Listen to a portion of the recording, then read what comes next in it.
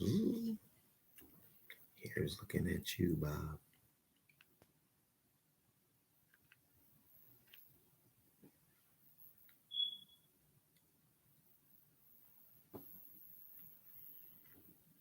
Look at this little contraption.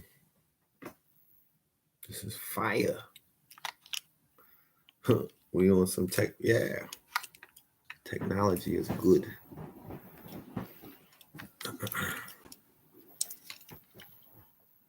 Peace to the family. Peace to you and yours. Peace to YouTube. Peace to Instagram. This is your brother Red Pill reporting live and direct. This is Melanin Monday, episode 45. Yes, indeed. Thank you, everybody, for joining me tonight. Yeah, this is a dope camera. I would have been doing the stream off of this 4K camera, but I don't have an SD card. I just got this as a birthday present. So, yeah, you will be seeing Red Pill in 4K coming very soon. Nigga done stepped it up. Yeah, life is about to change. It is. So, yeah, that's what it is. Welcome, everybody, to the show. We're going to touch on some things tonight. This might be a short show. You know, I got a lot of things to do. Narcos season 3 is out. A nigga is in the middle of a binge. I'm just keeping it a buck, you know. Today is Dr. Sebi's birthday. We're going to talk about that. We're going to unpack that. We're going to give the man his credit, but we're also going to give the people who were instrumental in that man's life their credit as well. You know, we're going to talk about some of the frauds that are out there running with his name, running with his legacy. Just because he sold them some herbs, they act like they Sebi babies. Yeah, we're going to get into that as well.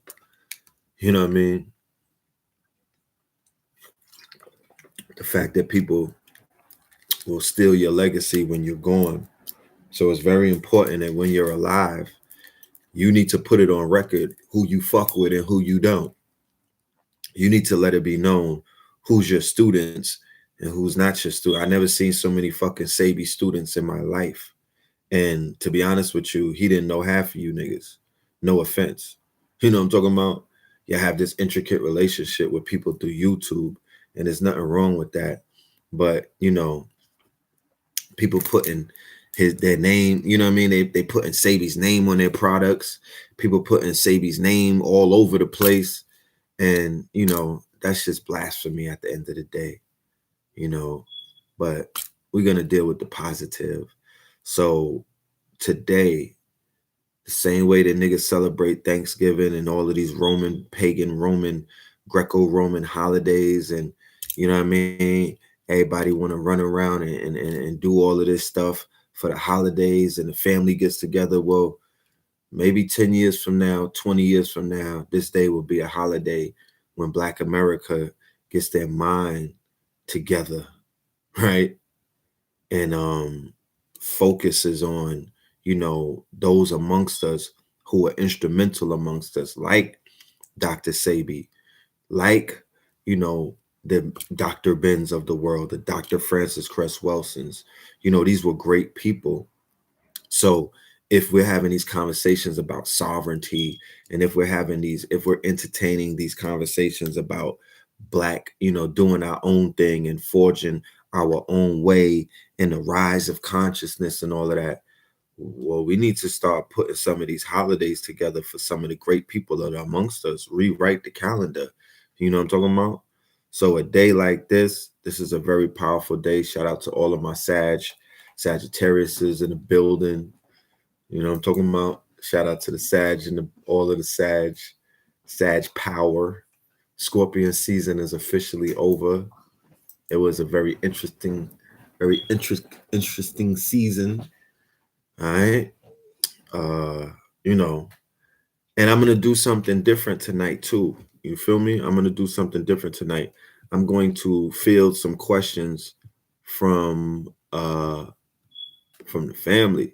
Oh yeah, Ozark. I know about Ozark. I got into Ozark. I watched about 4 episodes of the original seasons before niggas started talking that Ozark talk. This was like 2 years ago. I just couldn't necessarily get all the way into it. I started getting very busy, you know. Even when it comes to binging on shows and whatnot, I don't really have too much time all of the time, so I could only give what I can. But Narcos, Mexico, season 3, my niggas. Yeah, I'm on that. Yeah, I'm definitely on that. Let's be clear. You know, we're gonna talk about, yeah, the beginning of Ozark was kind of boring. I'm gonna just be a little honest with you. It didn't necessarily hold me like how Black Mirror. The minute I saw Black Mirror, I was stuck. The minute I saw Narcos, I was stuck. You feel me? Like those series kind of it caught my attention, and I think Ozark is something that it takes a while to warm up. It's getting cold outside. It's cuddle season, so who knows where we'll be at the end of the winter. I might be able to log in sometime with Ozark, you know. But yeah, man. Before we begin, a few announcements. It's only right. A few announcements before we begin. Let's get the business out of the way. By the 3rd episode, I mean, shit.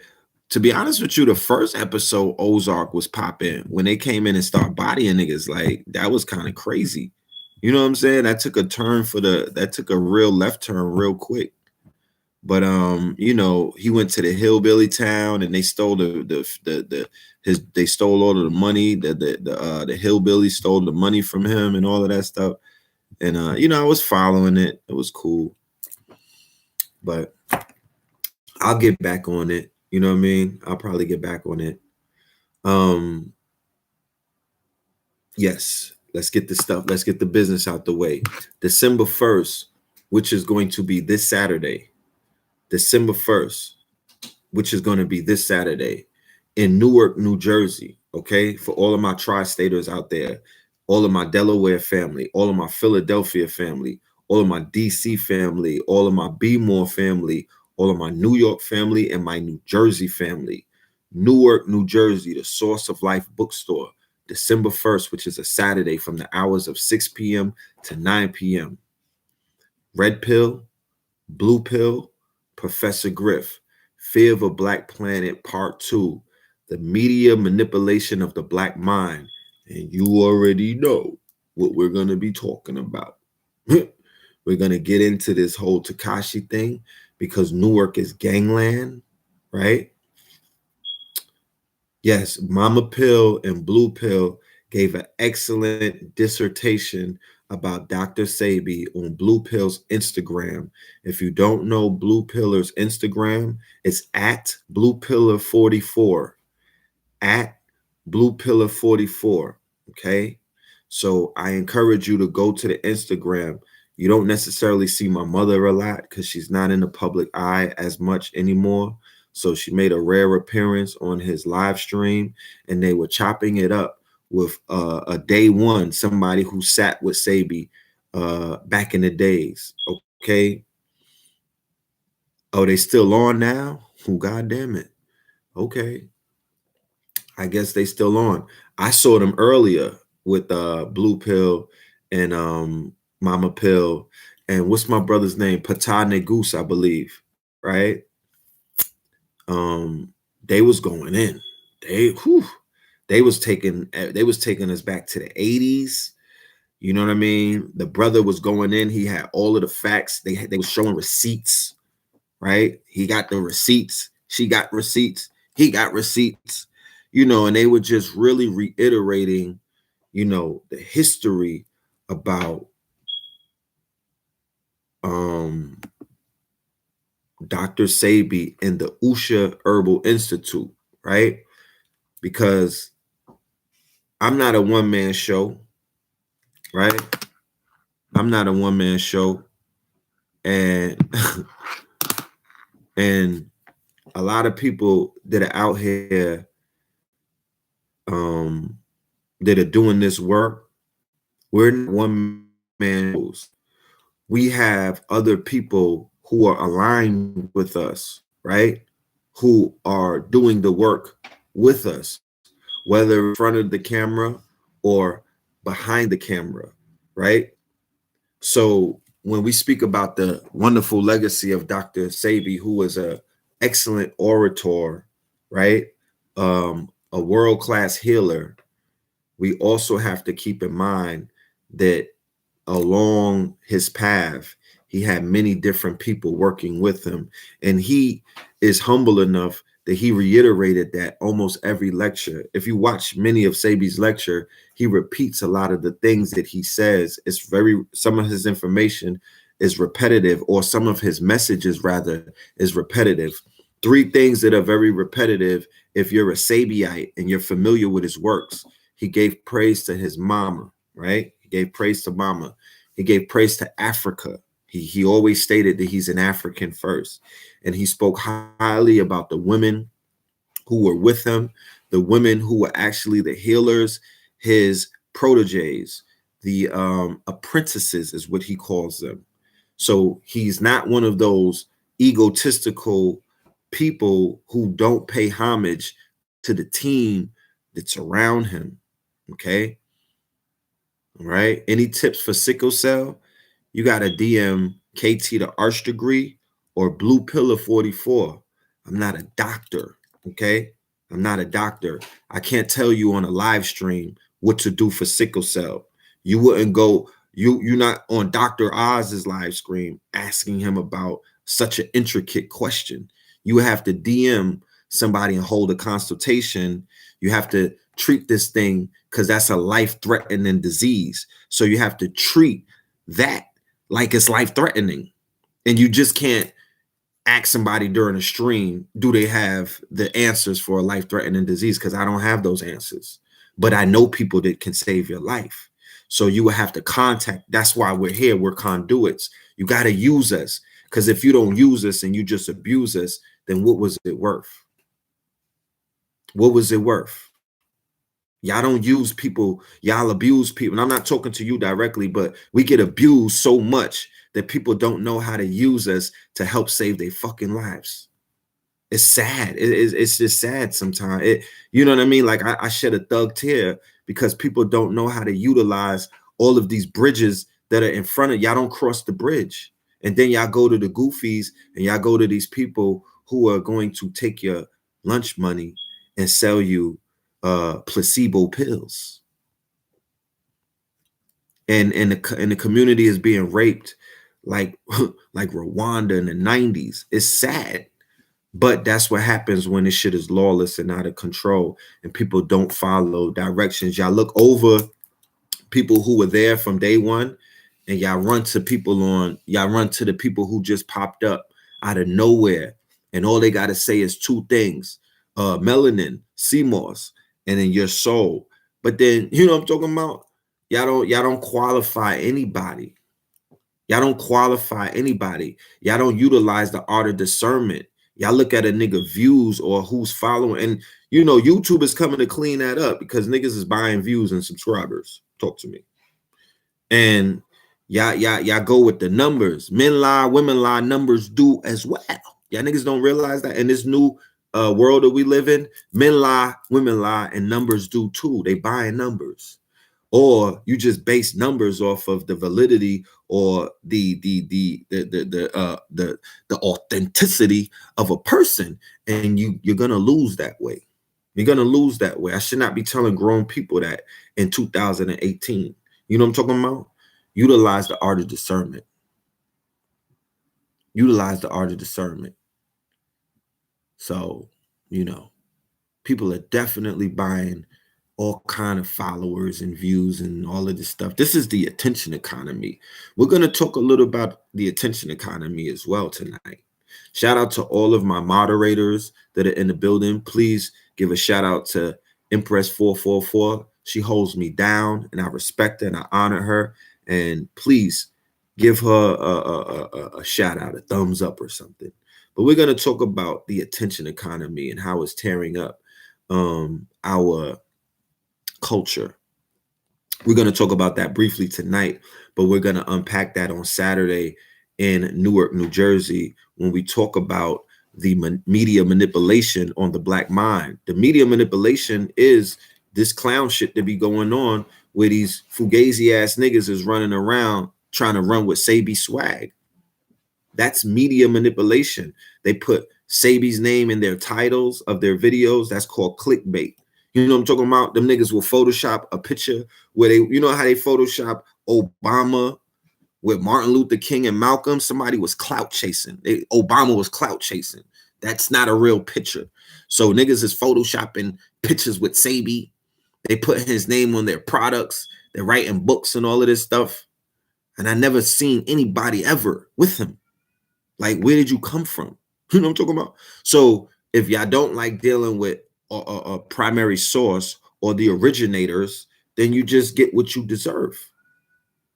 You wash your hands. Like, don't come running behind me when your head is swollen like that nigga who took the herbs from the Mexico office or the LA office. Remember him? Talking about what Dr. Sabi did to him. Dr. Sabi was gone at that point. You know what I mean? You just got caught out there.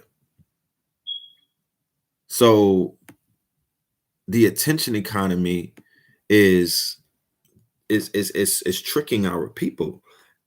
More in particularly, you know, and I'm not, when I say the youth, keep in mind that I'm talking about, it's not age, it's not limited to age. It's a mind state. Keep in mind, I'm on Instagram right now. When you downloaded the app, that shit said for teens. When you downloaded Snapchat, the shit said for teens. So you're playing around with an app that's made for teenagers, and I don't give a fuck how old you are. You're still inside of a realm of teenagers. So you begin to act accordingly. You understand? You're utilizing social media apps that are made for teens.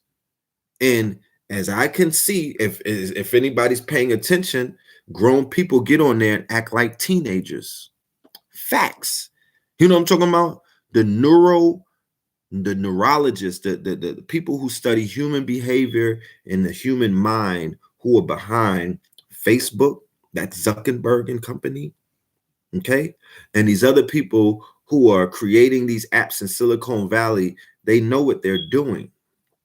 Grown motherfucking people, niggas, grandmothers, grandfather, baby daddies, uncles, and all of these niggas are online acting like teenagers. Grown women, I see grandmothers after 2 a.m. selling box on my fucking scroll, on my timeline. Why are they doing that? What is your grandmother doing on Instagram selling her fucking cat? You know what I'm talking about? What is the catfish doing on the gram or the Snapchat late at night selling her yoni with no egg? Like, it doesn't make any sense. It's because we're interacting with these apps that are not for us. They are for teenagers to do teenage shit, like show off their jewelry, show off money, show some fucking nipples. You know what I'm talking about? Show the you know, like Dwight Howard play with trannies all day. You know what I'm talking about? Send dick pics all day. Shit like that. That's not what grown people do. That's not what grown people do. You know what I'm saying? Grown people are patient. You're gonna see the dick when you show up. That's how they do it. You don't send your gonads or you don't send your you don't send your you know what your gonads are? That's your reproductive organs. You don't blast that on a, like, I'm like, yo, nah, real serious. Like, do the women who go on social media and bust it wide open, they don't have a family that's also on social media? I be wondering, like, what the fuck is going on? Because you can't block all of your family members. You can't block everybody that you went to high school with. How the hell are these women? I'm talking about they're showing cat 3 p.m. like 3 p.m. in the daytime. They're not waiting anymore. They used to do it on some nightcap shit. You feel me? But the way that Instagram is set up, you could post shit at 2 a.m. and the way that the algorithm is set up, they'll have that shit on my timeline at 2 p.m. You could put it up at 2 a.m., but your post will show up on niggas' timelines at 2 p.m. So during broad daylight, working hours, there's working women on my fucking timeline. And I'm talking about, it's crazy. So I'm like, yo, how is it that women, and I'm not taking no shots at the divine feminine principle, but it's not a lot of niggas selling ass on my timeline. It might be on Dwight Howard's timeline. They not on my timeline selling cheeks and butt cheeks and all of that and mouth. You know what I'm talking about? I see a lot of women doing that. So how is it that there's women soliciting sexual favors in broad daylight on social media, Snapchat, Instagram, and all of these things, right? With no, they don't care about no backlash from none of their family members. So it must be everybody's cool with it. It's just confusing to me. You know what I'm saying? That's what I'm talking about. These are apps for not teenagers. It's not necessarily for teenagers because keep in mind, it's a mind state. It's not an age bracket.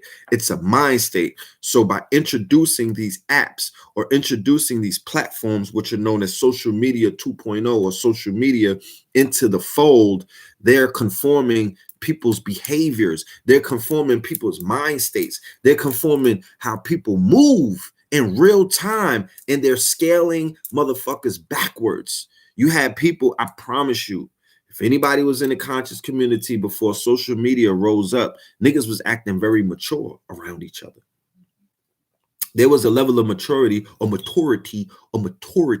where men were acting like grown men. You know what I'm talking about? And women were acting like women. And grandmothers were carrying themselves like grannies. And then the shit went sideways. And we began to see the deterioration of what we thought was adulthood and what we thought was maturity. And then niggas start clout chasing. And then the attention economy took over, because keep in mind, the attention economy has not always been here. Everybody was not trying to get attention from everybody. I remember when people try to lay low. Remember that was the thing?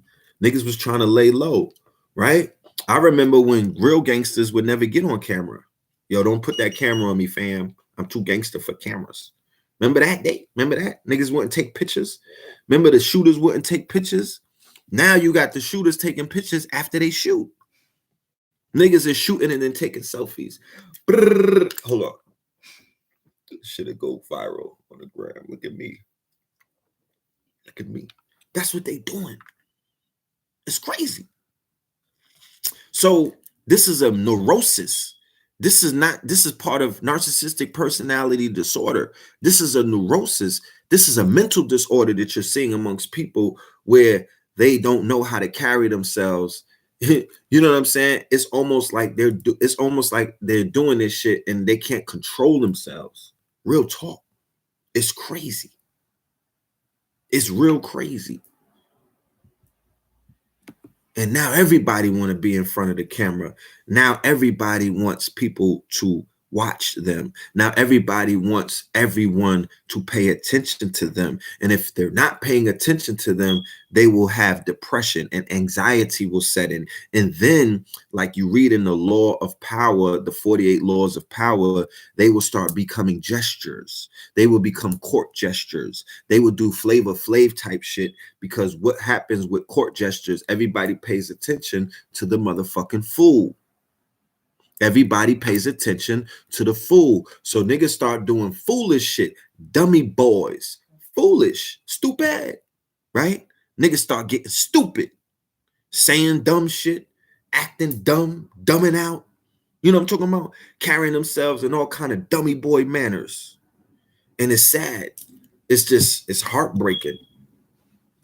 It's really heartbreaking.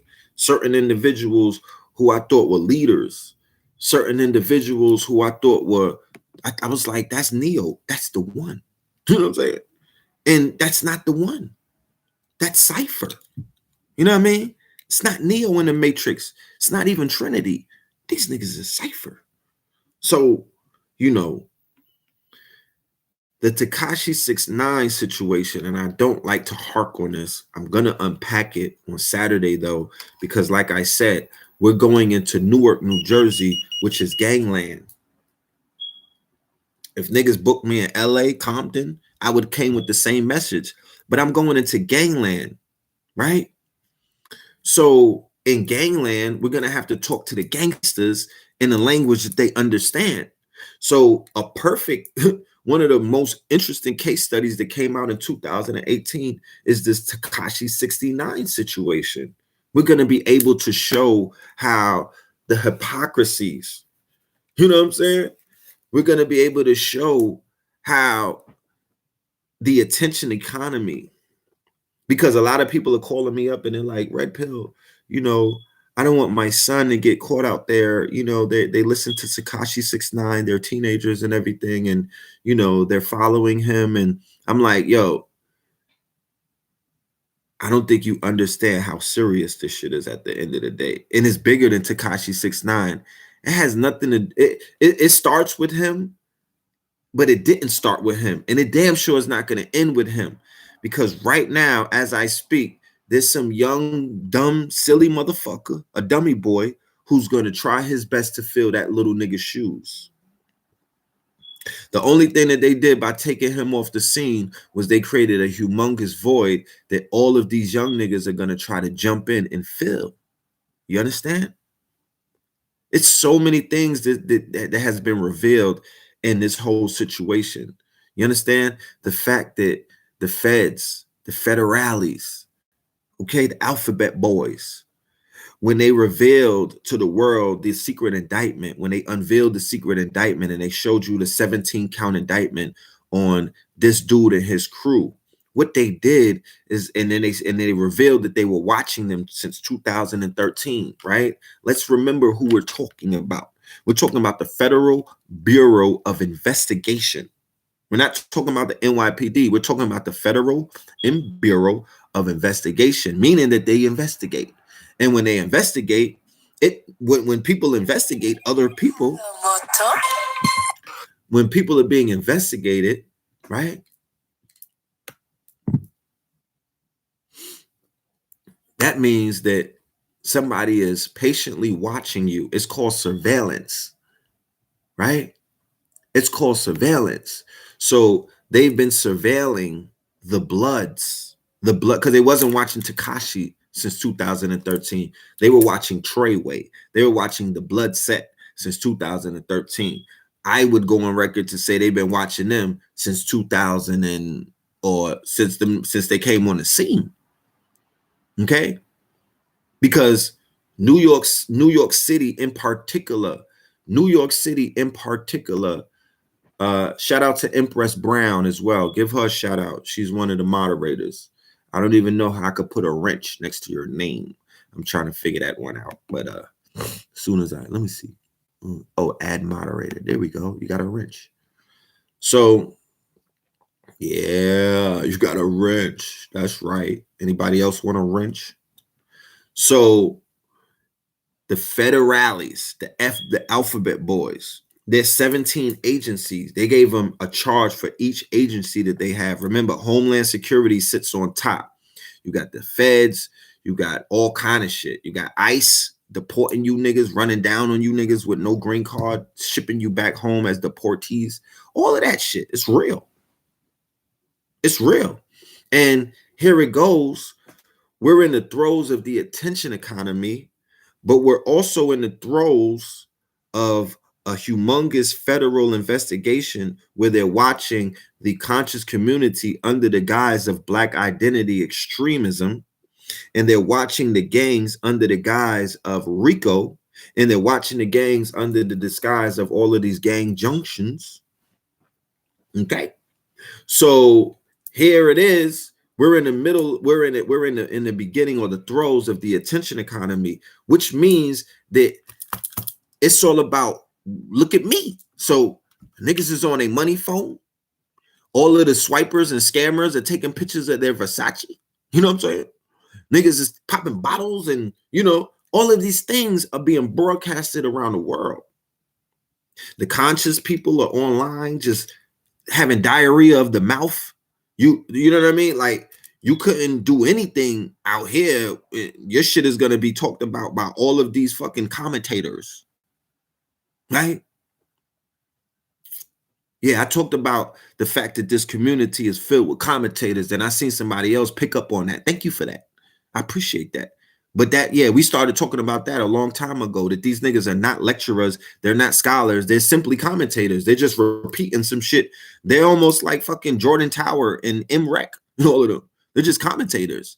They're just reading a fucking report. Tekashi 6ix9ine got arrested. How do y'all feel about it? They're not unpacking anything. They're not decoding anything. They're not giving you a narrative. They're just commentating for views. And, you know, whatever. It is what it is. I can't tell nobody what to do with their YouTube channel. This is a free world. And this is the attention economy. So niggas want clicks. This is about clicks and followers and all of this other stuff. That's the fucking mission right now. It's not about saving the people. It's not about helping you niggas. You know what I'm talking about? Don't ever think that that's what people are trying to do. No. They want you to follow. They want you to follow them. They want you to watch them. They'll do anything for your ass to watch them. They'll get into beefs. They'll curse out each other. They'll threaten each other. Yo, meet me on the block. I got the blicky. You know what I mean? They'll do all kind of stuff and incriminate themselves and line themselves up for that good old motherfucking conspiracy charge, and wouldn't give a fuck about. They won't. They like, yo, we gonna handle it when it comes, because it's all about what? It's all about the attention. It's all about clicks. It's all about people noticing you. It's all because we're in the throes of the attention economy. And some niggas is trap music. It's almost like they can't get out that trap. It is almost like they can't get out that trap. So the wars that are taking place right now are for followers. It's not about nothing else. They're not even debating anymore. They're fighting over followers. People are running down on niggas like they're knocking people over the head for their followers. You know what I'm saying? That's what this is about. That's what this whole thing has devolved into.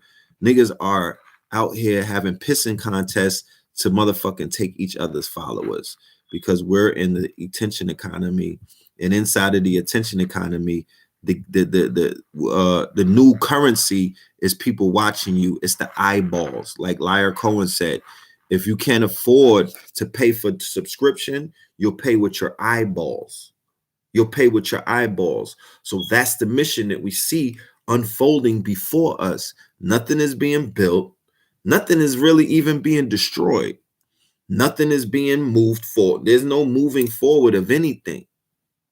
Real talk. Real talk. Talk about it. Like, we're almost around 2020, my guy. You know what I'm saying? What the fuck? What's happening? You know? It's 3 flat tires on niggas on the side of the highway. AAA have not shown up. Niggas Winnebago caught 3 flats, and the movement is on the side of the highway, and niggas is hitchhiking. You understand? With no motherfucking, they don't even have their GPS is not working. They don't know where they're going. And don't for 1 minute think that motherfuckers got this shit figured out. They're just waiting for the feds to come and get them. You know what I'm saying? So they could live out a glory, so they could act like they political prisoners and send out their cash apps to y'all.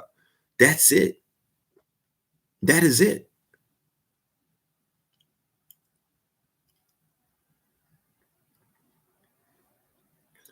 So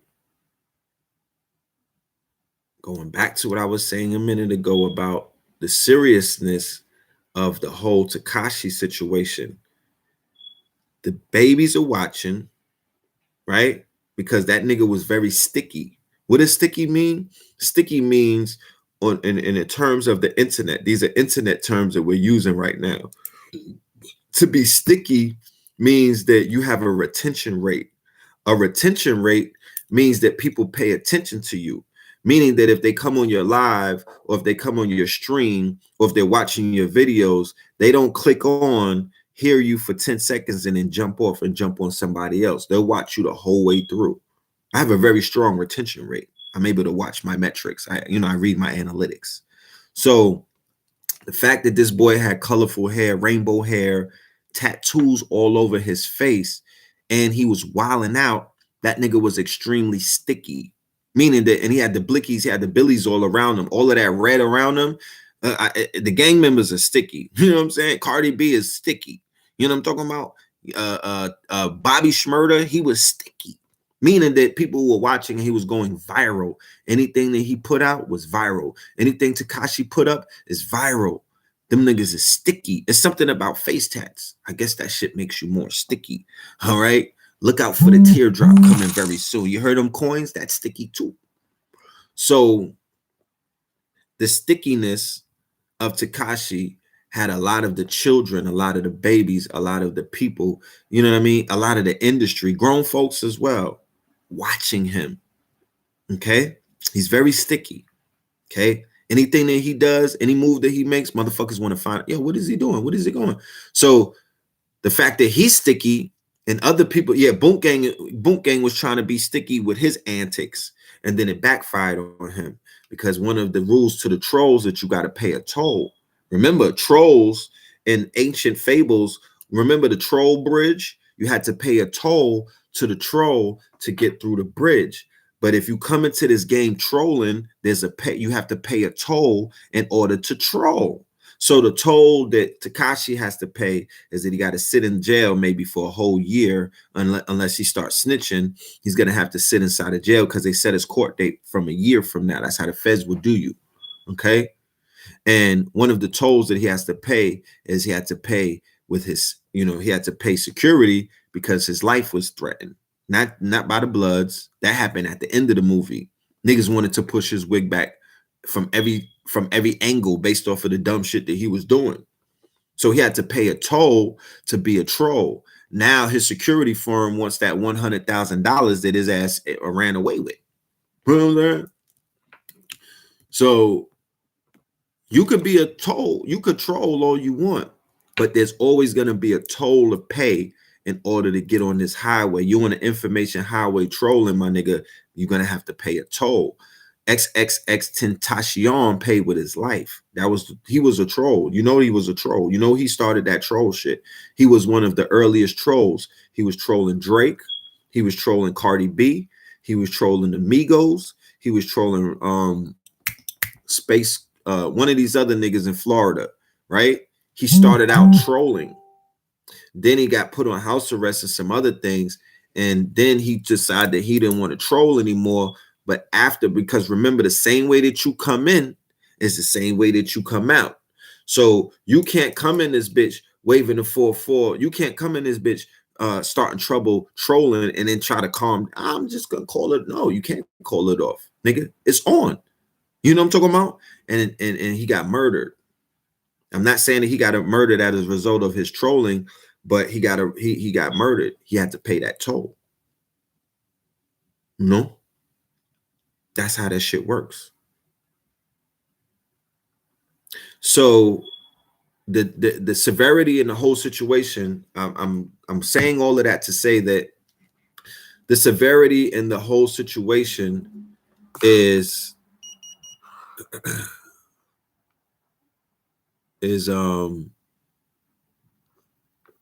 I'll show you what I'm talking about right there. The severity of this whole situation is still a psyops. Your children are still being indoctrinated.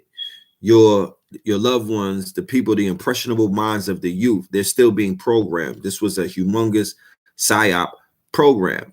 They want to get in the gang now more than ever. It didn't deter them from being a blood. It's not going to deter them from getting down with a motherfucking gang. You know what I'm talking about? It's not going to deter them from saying Treyway. We're talking about the minds of the youth.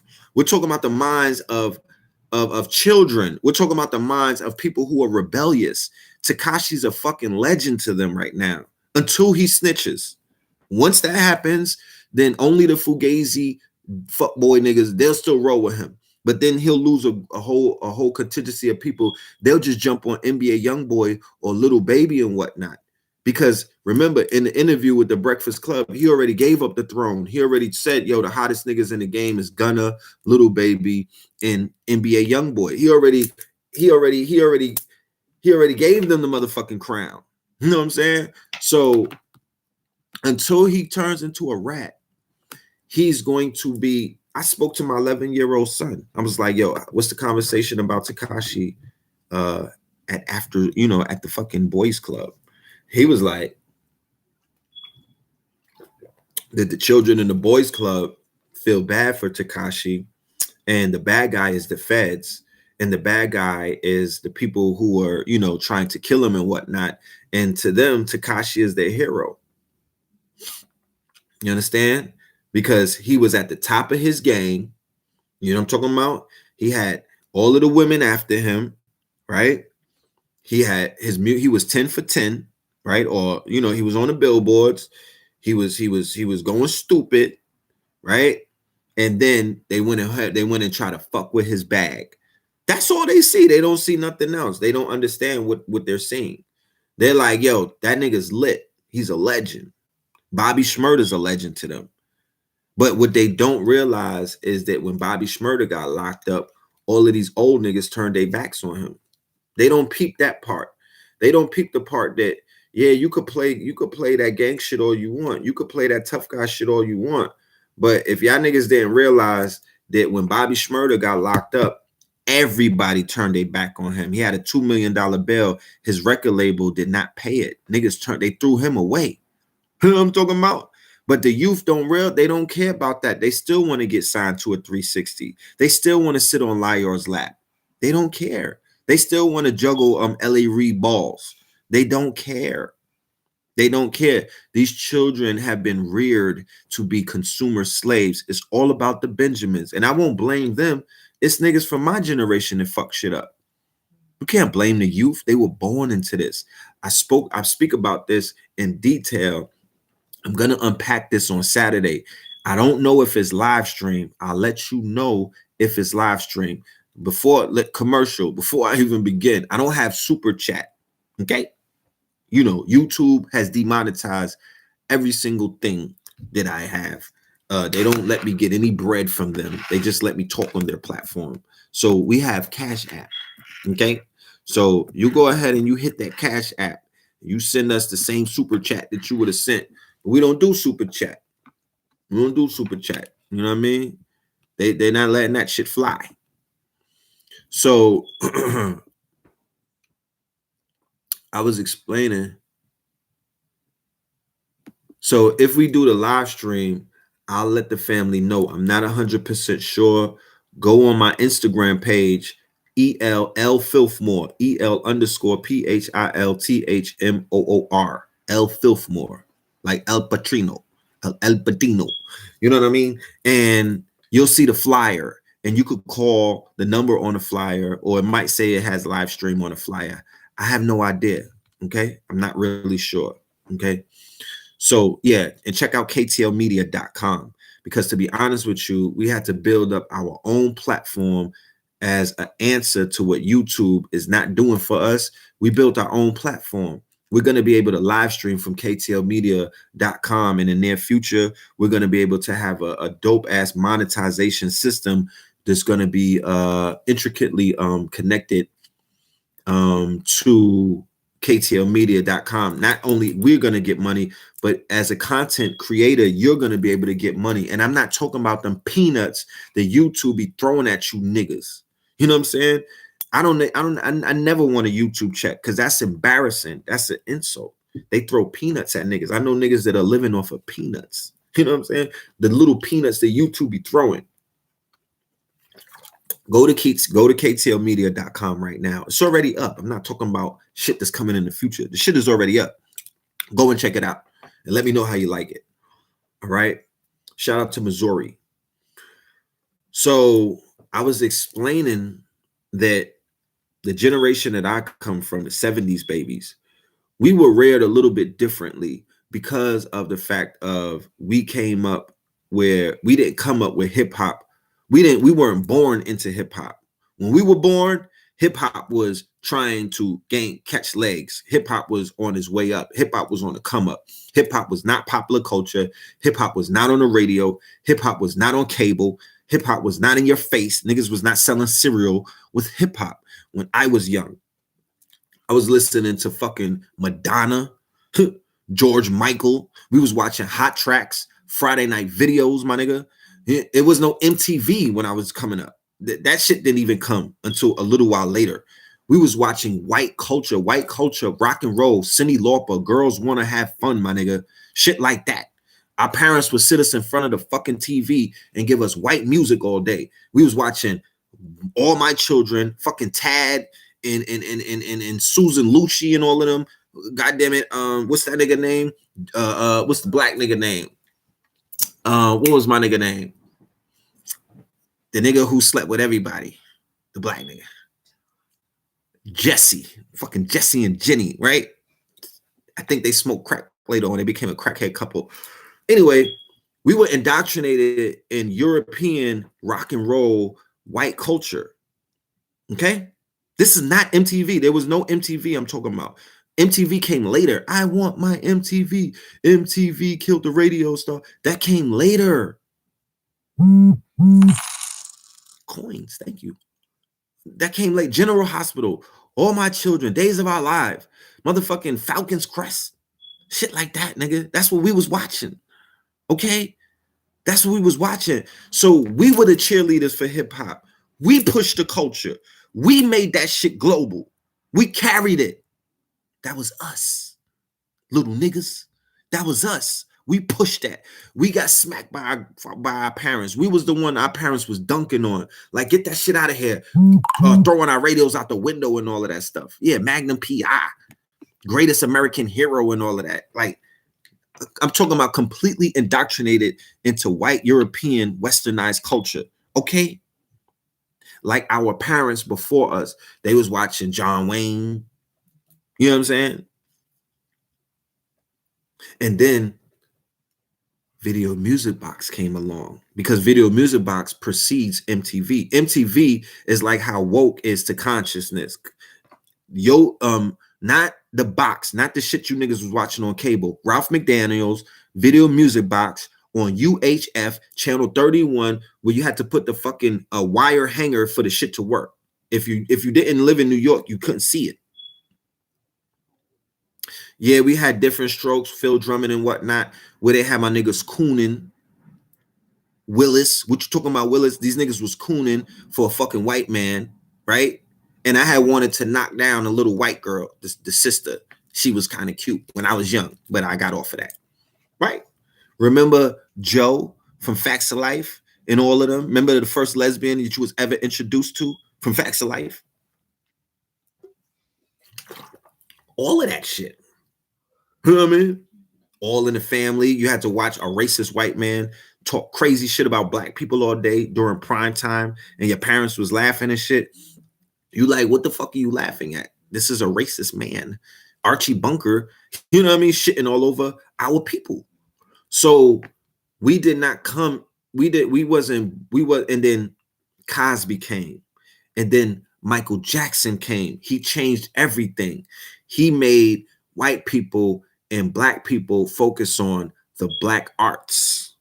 And I'm not saying that before that there were no black arts. Don't get it fucked up. What I'm saying is popular culture, dominant culture, the shit that was in front of us was fucking Chichi. You know what I'm talking about? They fed us George Michaels, my nigga. You understand? They was feeding us Chichi Man, and that's what we was running around singing. And then they gave niggas Cameo, a straight flaming ass nigga, Dwight Howard of back in the days. That nigga had a fucking jock strap on outside his pants. Remember Cameo? Tastes like candy. What tastes like candy? Cameo. What tastes like candy? Is it the Snickers bar? What tastes like candy? Cameo. Because when I went back and watched the video as I grew up, I'm like, hold on. What tastes like candy? What was he talking about? Because he wasn't talking about no female. Prince had a perm. Prince had high heels, right? Michael was sounding mad feminine. You know, I'm just saying. That nigga was sounding mad effeminate. You understand? Jerry curls dripping all over the place. We was being indoctrinated into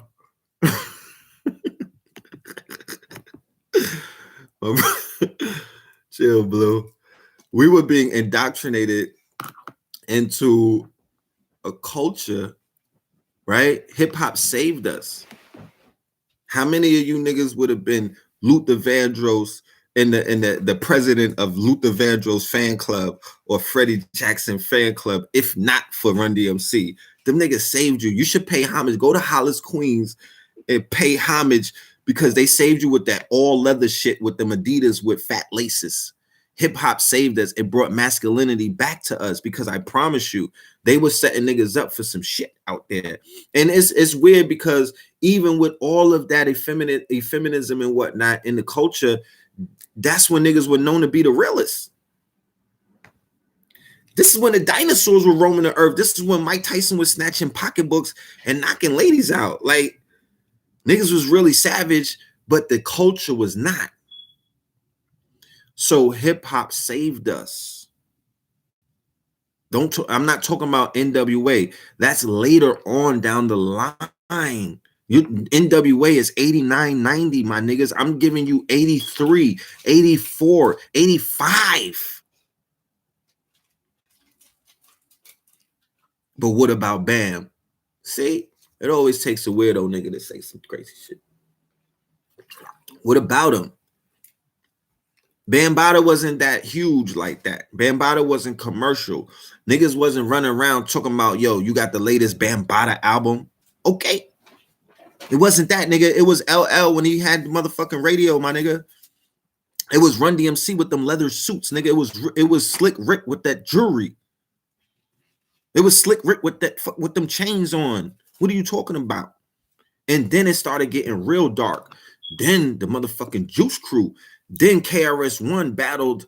Then KRS-One went up against Queensbridge with the Bridges Over. Oh my goodness, that was a shifter right there. He shifted he shifted the culture. You know what I'm saying? He shifted the culture. Yeah, Crush Groove had came out. Electric Slide. Remember what was that movie?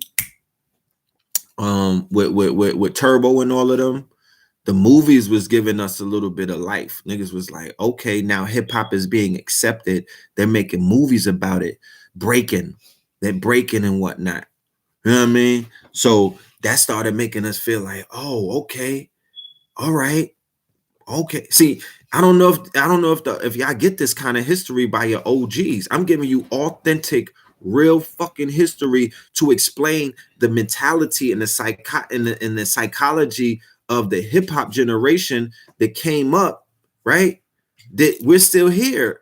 Like, I'm giving you the early beginning stories. Like I said, a lot of y'all were born into hip hop. Imagine a nigga born and the first song you heard was "Where My Dogs At." A lot niggas was born listening to DMX in the womb. Like, we got to talk about that shit. A lot of children were born and you were not born. You were born into hip hop being the most dominant culture, or you were born into hip hop being on the radio or hip hop being on TV. We weren't born into that. We were born and we watched hip hop grow and blossom like a baby. Okay, but it did not. It's not by itself. We are the ones who pushed it. We are the culture. We are hip hop. It's the breathing bodies on the ground that push the culture. It's not culture. Don't do it by itself. You don't play a record in a fucking club and a record is just doing things by itself. No, it's the niggas breakdancing on their neck that gives that credit, that gives that motherfucking album validity. It's the shorties with the door knockers doing the WAP that made motherfucking Lottie Dottie the song that it was. So yeah, when 40 Deuce was on fire, 42nd Street was the shit. You understand? We was born BC, my nigga, before crack. If you were born after crack, you were born into a fucking cursed world. You were born, it's like the Dark Crystal, my nigga. You were born into a whole nother reality. I promise you. I promise. If you'll never know until they come out with the time machine. It just looked different. I promise. We had butterflies, we had lightning bugs, we had ladybugs. The shit just looked different. It was in a different kind of technicolor before crack came. You know, like in New Jack City, for the love of money, when they was around a garbage can, and then they was doing they doo-wop shit, and then it went from that era, and then the camera panned up, and then they showed you the Carter, and it was mad dark, and shit just looked different. That's I'm telling you, in my mind as an impressionable young child, when I think back, that's all I can remember. That it changed. It got darker. I don't know what the hell happened. It got darker. That's why I backtrack all the time and I say, if you were responsible for the crack era, you have to atone. If you sold crack to niggas' mamas, you gotta, even if you smoke crack, there has to be a level of atonement and healing, because I promise you, that's when this shit broke into fucking half.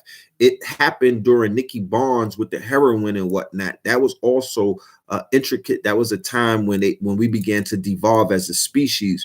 But I promise you, it was the crack era that devolved us. It was the crack era that was the fucking destruction of the black race as we know it. And whatever's gonna come out of that, once the ashes finish burning, I don't know. I have no idea.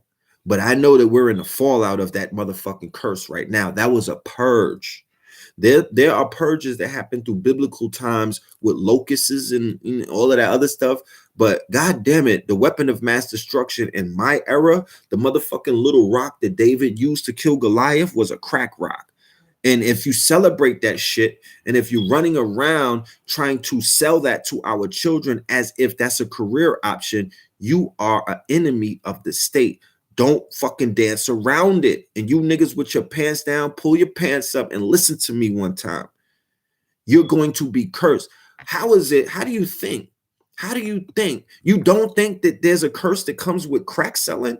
If it were so, I'm watching Narcos 3. None of them niggas is alive from Narcos 2 and 1. None of the people are alive from my generation that were crack kingpins. Why is that? Because it's not the DEA. It's not because the feds are on a job. No, it's a curse attached to that. You're going to suffer. You're going to die, or you're going to jail. Facts. And it's not because they're watching us. It's because of the spiritual implications of niggas selling a motherfucking rock and turning a black person into a zombie. That's why. That's why. Especially the divine feminine principle, and niggas is selling shit to their daddies. You go and dig up. When you go out tomorrow, go and or Google old ebony covers. Go Google old Jet covers, right? Go and Google Jet magazine 70s. Did you see the fucking look? They had the halos. Okay. They had halos. They were glowing. All right. The Pam Grier types. They had halos. Go and look at old blaxploitation. That is the most beautifulest that our people have ever been. In reality, outside of the walls of Kemet, was in the 70s and in the 60s. There's a beauty that they had that is unparalleled. All of your fucking lace fronts and your snuffleupagus eyebrows and your fake ass eyelashes, they don't measure up. And your butt injections, they don't measure up to the natural beauty of black people in the 70s. What happened in the 80s? Niggas turned them into Thriller zombies. Super facts. You're gonna come back as a fucking roach. You're gonna be cursed for that. You have to atone for that. I'm not judging you. I'm smudging you. Whatever was done in the dark, I have no qualms to that. I can't hold you to that. A lot of us were misdirected. You understand? So I'm not here to say, oh, you a bad person. I'm not here to say that, because I can't say that to you. What I could say though is, if no conscious person or no teacher ever told you, you got to clean your soul from that. You have to lighten your heart from that, because it has implications. The fallout is these fucking kids walking around. Do you see them? You don't care? You see what's going on? That nigga who Dwight Howard was rolling with, I bet you he was a test tube baby. Nobody ever asked what happened to the crack babies. Nobody ever asked what happened to the test tube babies. Where are they? What happened to the crack babies? Where they at?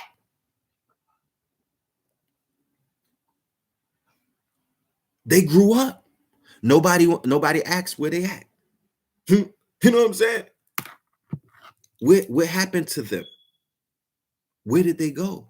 Who did they become? Who did they become? We really got to have these conversations. Who are they?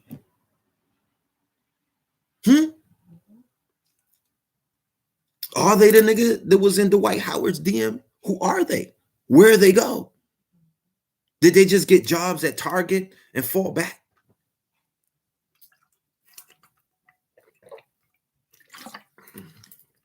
No, they didn't become ratchet rappers. They became the parents of the ratchet rappers. I'm talking about the crack babies of the 80s and the 90s. I'm not here to make fun of anybody. Don't misinterpret this conversation. This is a disclaimer. This is just me having an honest conversation about what the fuck happened in my day and age and in my era that I'm trying to get over. I'm trying to heal from it. I'm trying to unpack it. So when I come amongst my people, because I'm not here to teach, I'm here to heal personally, right? I'm here to discover who I am. I'm here to discover why I malfunctioned and why I went completely left when I was a child, because I have children now. So my son is 11. I only have a few years of figuring this shit out before that nigga's hormones kicks in and he goes and becomes a mumble rapper and goes completely left. My daughter is 5. I'm trying to figure this shit out. If I could get some assistance, I would appreciate it. You know what I'm talking about? But we got to have these conversations because I promise you, this shit real.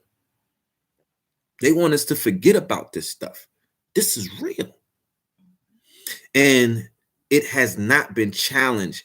Nobody has pumped the brakes on this poison, toxic kind of mentality in our fucking neighborhoods, in our culture. Ever since then, we still celebrating it. You know that that's real. We still celebrating it. You niggas are hashtagging Black excellence, stay woke, and all of this dumb shit. And we still are perpetuating the curse. These niggas got the nerve to talk about, they be on the radio like, yeah, Tekashi, man, he's a stupid person, man. We just wanted to help him. This is like the Breakfast Club and all of these other stations. Yeah, we just wanted to help Tekashi. Coming up next, we're gonna go to a commercial right now. We're gonna play a new song from a new blood rapper. You know what I mean? Shoot him in the dick and make him cry. All right, we'll be right back. Ebro, who's the program director at Hot 97. He's not the DJ. He's not a personality. He's the PD. Do you know what the PD is? It's called a program director. That means he's been in charge of all of the music that's been playing on that radio station in the last 10 to 20 years.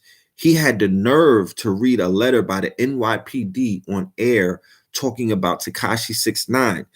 This is the same Ebro that was playing. He plays all of the gang members, all of the crack selling, all of the pro-prostitution, all of this stuff, promosexual, all of these things. He's playing all of the deaf culture around the world because this shit is syndicated. These niggas is syndicated in different states. In different states. And he has the nerve to say that he don't rock with Tekashi 6ix9ine, but he's promoting every other fucking roach that's out there. You don't see a problem with that? And this nigga's reading notes. Him and the NYPD are writing pen. That nigga, the NYPD is his pen pal. Come on. Like, our children are listening to this information. They're listening. If our behaviors, remember, Black ignorance is $1 trillion racket. It's an industry. If our coonish behavior is celebrated by Clear Channel, right? You have an impressionable mind of a teenager and they see that, right? Oh, look at, they got Cardi and all of them at the Met Gala, right? They got them, you know what I mean? They got all of these people that they're celebrating, right? So you mean to tell me that they don't think that that's the blueprint to getting on? You mean to tell me that they don't feel like They like, yo, you know, I'm gonna go that route. Why not strip? Because they're celebrating strippers. They're celebrating this. They're celebrating dots. Dot culture is celebrated. You know what I mean? Like, did you see the trailer for Love and Hip Hop New York, my nigga? That shit was a travesty. I was avoiding it, but then I had to watch it. It was a travesty. Did you see what Joe Budden's wife was doing to him? Everybody's going to jail on the show. It's all kind of broken families on the show. Joe Budden's wife is wigging on him. Jules Santana don't got no teeth. Like, what the fuck? This shit like a horror show. I thought that was American Horror Story. Like, that's where we're at right now. And all of that is being celebrated. VH1 is celebrating all of that. Clear Channel is celebrating all of that. Viacom is celebrating all of that.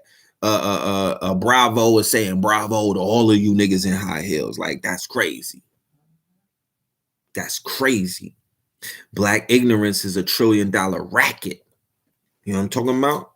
It's $1 trillion racket. And you might be wild conscious with your broccoli sprouts and all of that and your yoni eggs. You niggas is in Bikram yoga, but these children are being fed to the fucking machine. And I'm not comfortable just sitting back. I had washed my hands before. I had washed my hands before and was like, fuck the knuckle draggers. You know what I'm saying? Let the dead bury the dead. But then when I realized that I have loved ones who could be fed to this machine and could be put into slavery, because remember, when you niggas take penitentiary chances and they lock you down, you are a legal slave. And I didn't make that one up. That's called the 13th Amendment. So if Clear Channel, Viacom, Tekashi, NBA Youngboy, Lil Baby, Future, all of these niggas is telling you every fucking song on the radio, all 10 songs that they're playing, everybody's telling you to buy some pussy, sell some box, throw some, you know what I mean? Rob a nigga, run up in somebody's trap, run from the plug, all of these things. Get it how you live. They're not talking about selling Amway stocks either. They're not telling you to be an entrepreneur. They're not telling you to, you know what I mean, become a coder. They're not telling you to get into technology or tech stocks. Even Nas Escobar, who's trying to fucking highlight, he's trying to moonlight as a drug dealer. He's not giving you the skinny on how he's almost a billionaire off of tech. He's still trying to fucking moonlight as a drug dealer. I'm confused. So if all of these, remember, these are called, remember, we live in a society where we are controlled by auto-suggestion. We're not in control of our thoughts. We are not in control of our thoughts. The GMO foods that we're eating are in control of our thoughts. The messages that are blasting from these radios and these radio ELF waves are in control of our thoughts. The images that we see on billboards are in control of our thoughts. The movies that we watch are in control of our thoughts. Facts. It's called autosuggestion. So Century of Self, Edward Bernays, Sigmund Freud, these are the molders of modern day Western psychology. Okay, they molded, they did studies, and they know they have mastered on how to market to your monkey brain or your lower self. Okay, they got a bitch with big ass titties selling you a car. Big titties and cars don't necessarily go together. You know what I'm talking about? Or big titties and beer don't necessarily go together, but a chick with big titties will sell you some beer in a commercial and you'll buy it.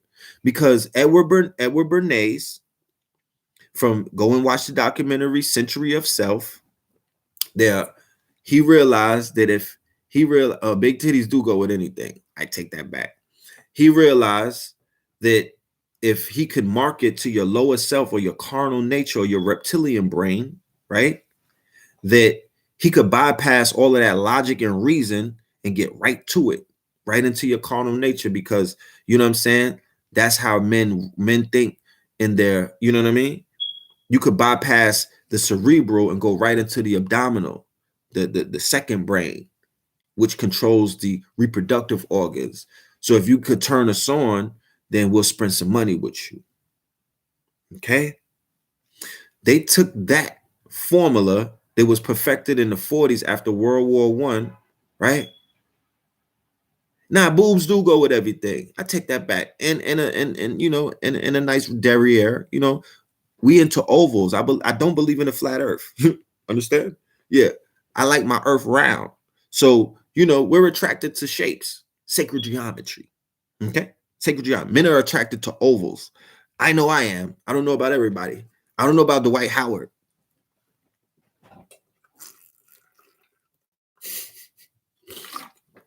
But I know I am. So they realize, and they've perfected ever since then, right? How to market to people, right? It's something about boobs. These niggas was on to something. They were definitely on to something. You know what I'm saying? They were on to something. They figured some shit out. And they realized that niggas like ovals. You know what I'm talking about? And if we put ovals, because you know the boobs are like a nice oval, and they realized if we could put the ovals next to some shit for sale, that shit will sell. And ever since then, shit been selling. So you know, that's where we've been at. And I ain't gonna get all sacrilegious and be like, oh, that's not right. I mean, hey, it is what it is, but that's where we're at right now. And they will sell you and market you anything that they want to push to you through sex, through your carnal nature. Okay. 3 things that are I read this and not Think and Grow Rich. Napoleon Hill. Is that Think and Grow Rich? Yeah, Think and Grow Rich. He put where's my notebook at? He wrote down, I'm gonna go right to my notes so I could give it to you right off the pages. I just got this shit. I'm almost breaking it. What the fuck is going on? Hold on. These are the 3. This is how America runs, right? If you ever want to figure out how to work America, this is how America runs. This is America's battery. Okay. And this is what these people study. These are the 3 basic motives: love, sex, and money. Love, sex, and money. So the thought or the promise of love, people are going for that. You understand? People are chasing the affairs of the heart. Everybody wants to be loved. Everyone wants to feel love. A lot of women want to fall in love.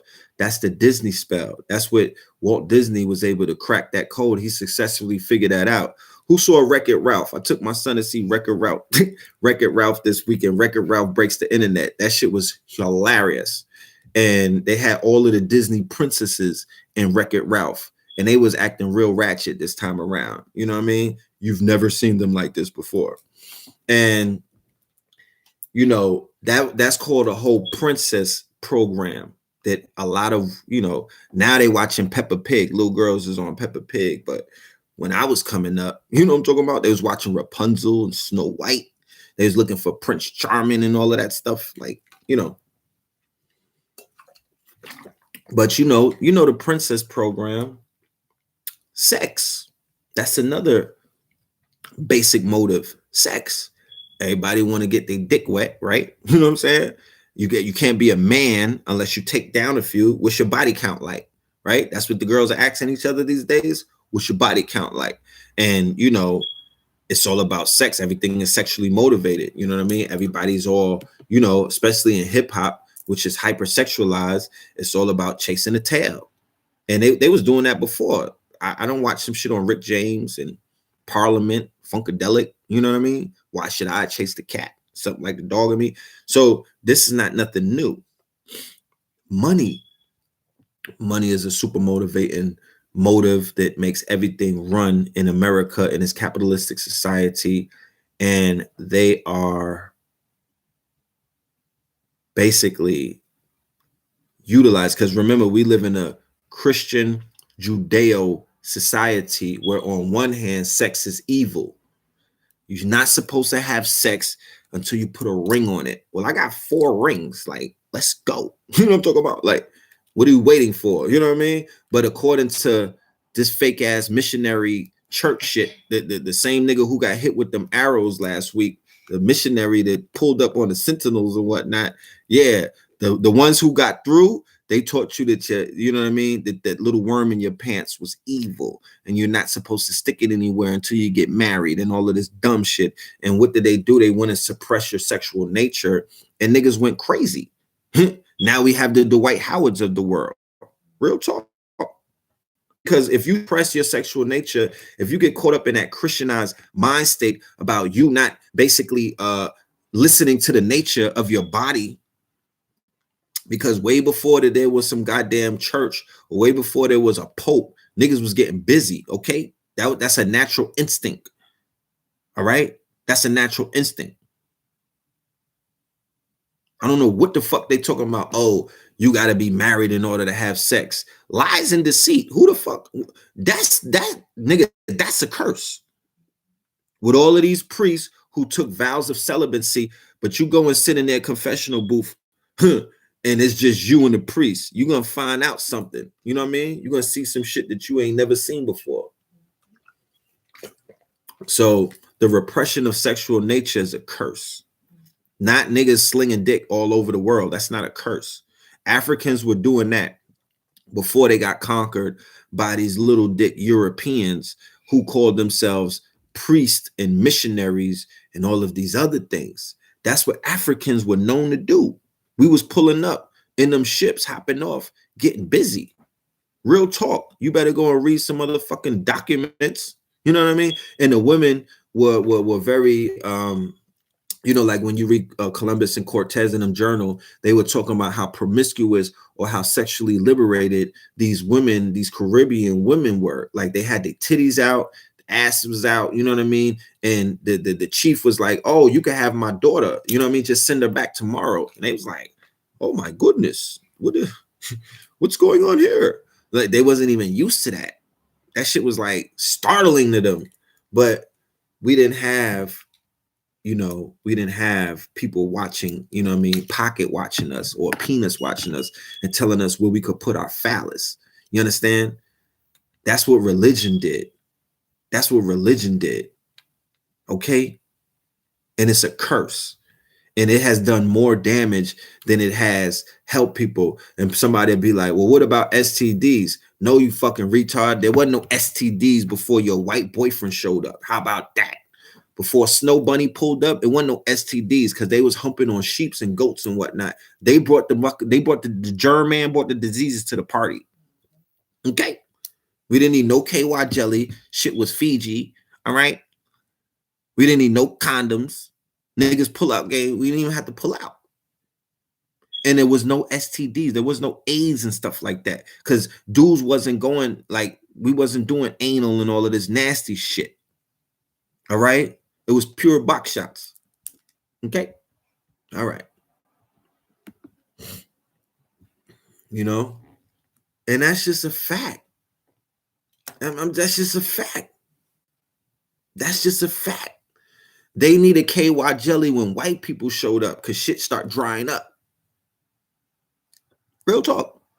Shit start drying up. The women was like, nah, I don't want that nigga. You know what I mean? It's all Fiji before that. So, yeah, waterfalls. It was all waterfalls without the TLC. You know what I'm talking about? White people need KY and all of this other shit because women don't like them. They're not turned on by them like that. You know what I'm saying? They're not turned on like that. Like, yeah. They had to come up with that artificial wetness.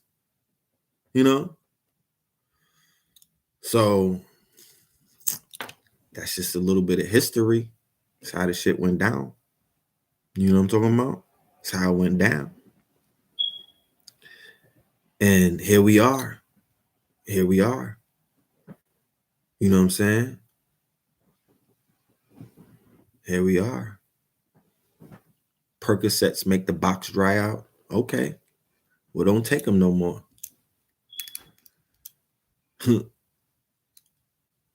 Don't take them no more.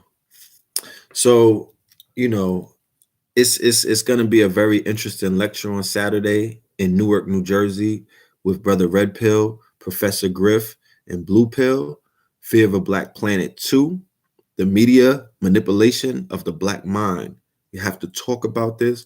We have to unpack this. We have to get at this shit like it is a plague, because I don't know about you, but, you know, I'm not really comfortable with the suffrage that our people are going through. And I know that a lot of us have, you know, we got to learn, and some of us are going through our rites of passage, and you can't save everybody. And I mean, my intentions is to share information. My intentions is to help to uplift fallen humanity. My intentions is to basically create a narrative where people are not only going to get their information from Fox or the radio. How you gonna get your information from Steve Harvey? No offense to my guy, but you know what I mean? Niggas running around talking about they conscious because of the information that DL Hewley gave to them.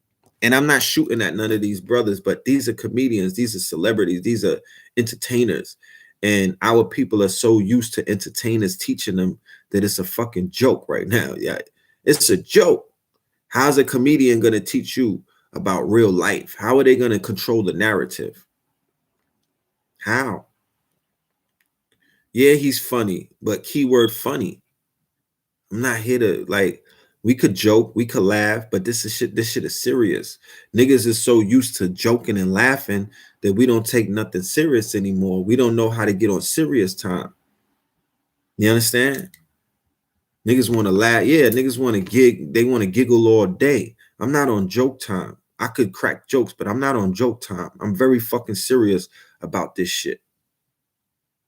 I'm not on joke time.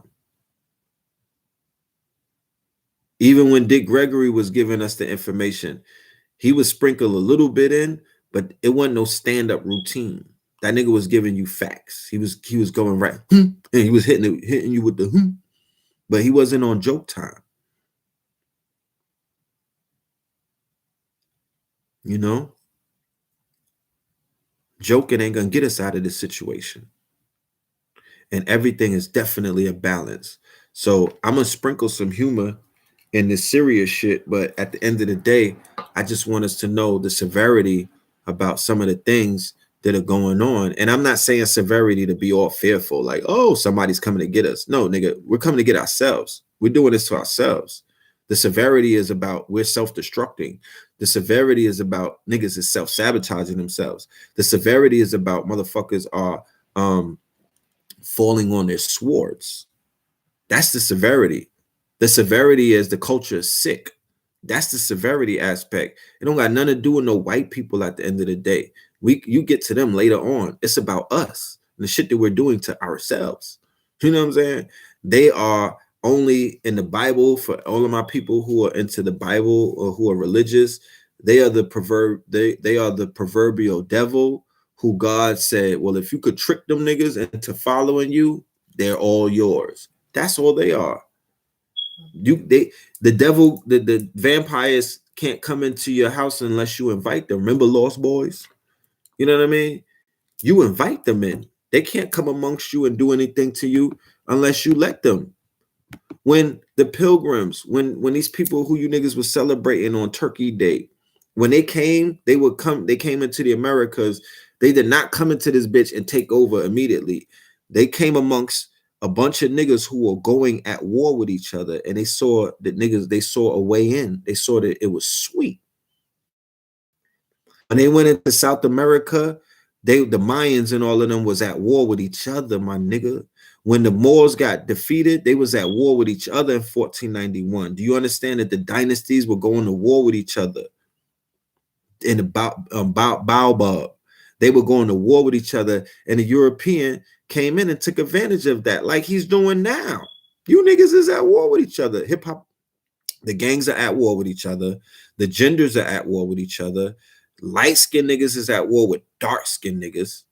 So what do you think that they're gonna do? They see this something sweet. It's a chink in your armor. So all they do is take advantage of the chinks in your armor and they exploit it. It's not them, it's you. At the end of the day, it's you. You are the source of all of your fuckery. Facts. Let's stop playing games. Let's get off of joke time. Let's get off of joke time. It's called self-hatred. It's called motherfucking inferiority complexes. It's called ignorance. That's what the fuck is eating us up. It's not these crackers. They got their own issues, nigga. They can't. They got beef with the sun. They doing their own destructive shit. You understand? But if you had your shit together, they wouldn't be doing it. Because remember, when the parents is asleep, the child is going to tear the house up. Remember, these are test tube babies. These are test tube babies. And the parents is on crack. So what the fuck you think they're going to do? They're going to tear this shit up because you niggas is crackheads. Real talk. Real talk. It don't got nothing to do with them. They got beef with the sun. They got a big homie beef. It's out of our hands. There's nothing that you could do to save your Becky. If you take her to the motherfucking beach, you might lose her there. You might leave her there, okay? You roll the dice. That one is on you, my nigga, because she got beef with the big homie in the sky. You can't do nothing about that. You can do nothing about that. Put her ass under a cover or something, okay? That's it. But the shit that we got to deal with, that shit is in-house. That's in-house. That's us. We fucking up. You know that we fucking up. We sold crack to niggas' mamas. We cursed. Niggas' mamas sold them to the fucking niggas' mamas left them on a doorstep. We're cursed. We did that. That's it. Nobody put that glass dick in our parents' mouths. Nobody put that glass dick in your mouth. Nobody put that bundle in your pocket and told you to sell it to your neighbors. Nobody did that. You made that decision. Remember, we live on a prison planet. This is about human experience. So you decide what kind of experience you're gonna have. It don't matter if it's all kind of landmines. If you step on that shit, nigga, you're gonna get blown up. We're on a prison planet, nigga. It's trap music the whole time here. It's a fucking trap. It's Roach Motel. The whole shit is a trap. So the key is to be able to learn from the mistakes and the discrepancies of others. But it's also about the experiences. So some people wanted to experience being Nino Brown. Some people wanted to experience being a crackhead. They wanted to be Pookie. Some spirits wanted to experience being a fucking dope fiend. And that's all fine and dandy. That's all fine and dandy. But what I would suggest is while you're on that journey and you're making those decisions, you just have a little bit of self-discovery. You know what I'm saying? I never smoked crack, so I don't know if that shit brings about self-discovery. I don't know if it takes you there and you can see your spiritual self for who you really are. I don't know if you have an out-of-body experience, because I don't know too many crackheads who be like, yo, crack is the way to find out who you really are. I know people that say if you smoke some DMT, you could die and rebirth. I know people that say ayahuasca is the key. I know people that say even if you smoke enough weed and meditate, you know what I'm talking about, and drink some fucking great Earl tea, that's the way. But I haven't heard too many people say, yo, crack is the way to fucking find man, know thyself. I just don't. Maybe you niggas can enlighten me. If there's a crackhead in the building, talk to me, but talk to me nice.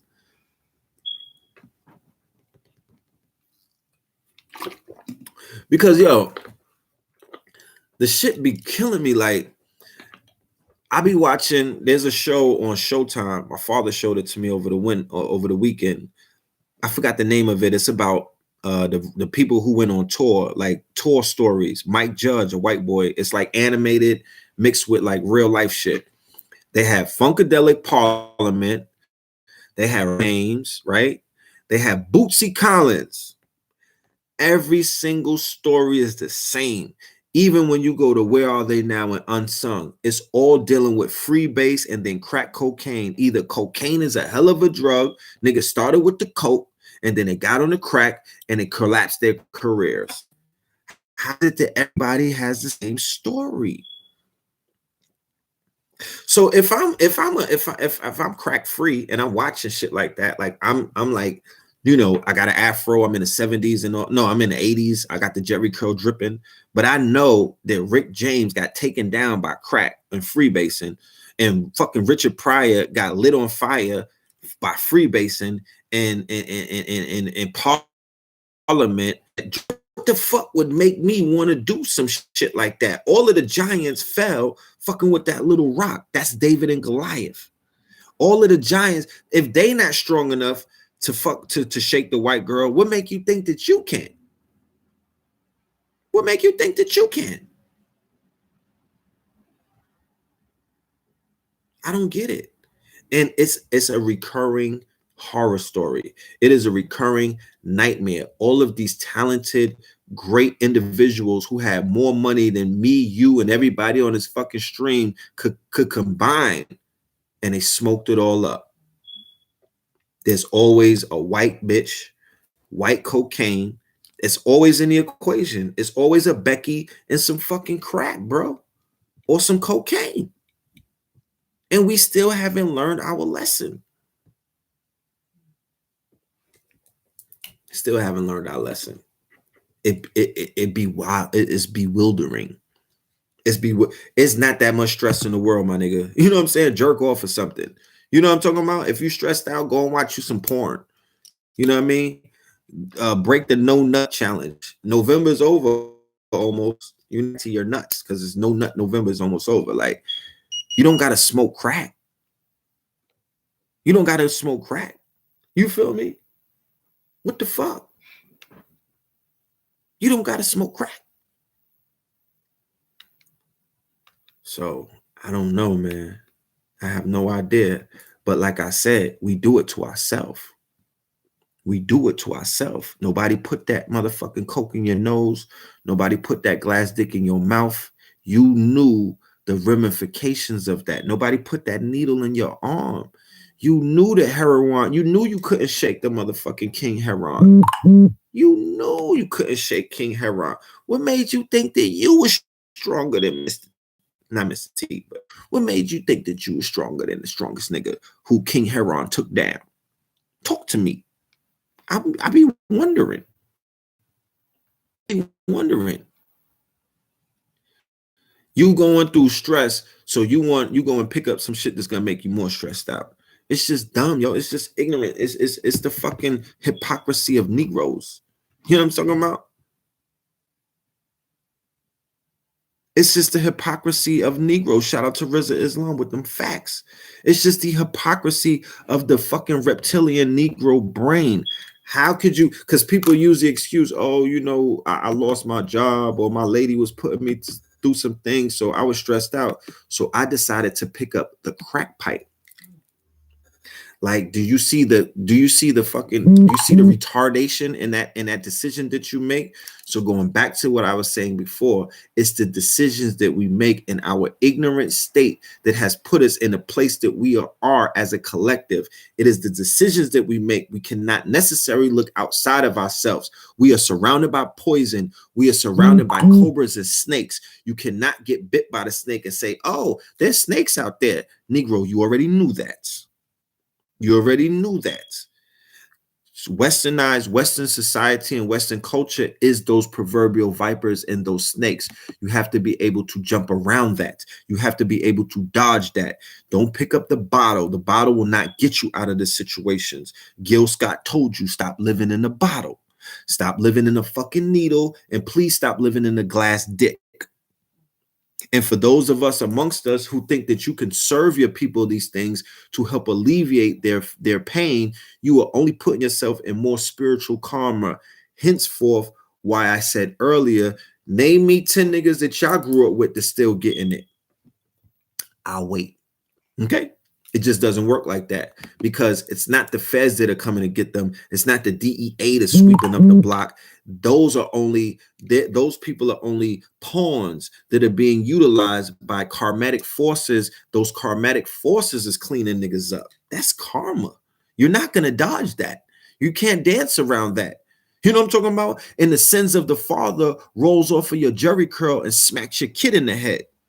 So you might dodge it. You know what I'm talking about? You might get away from it, but your daughter come home from college as a fucking pill baby, okay? All strung out on heroin the second time around. So I'm just saying, you have to make the right decisions in life. It's about the decisions that we make. We have reincarnated on this prison planet for experiences. You choose your experience. Yeah, you could mess up when you're younger, but how many times are we going to mess up?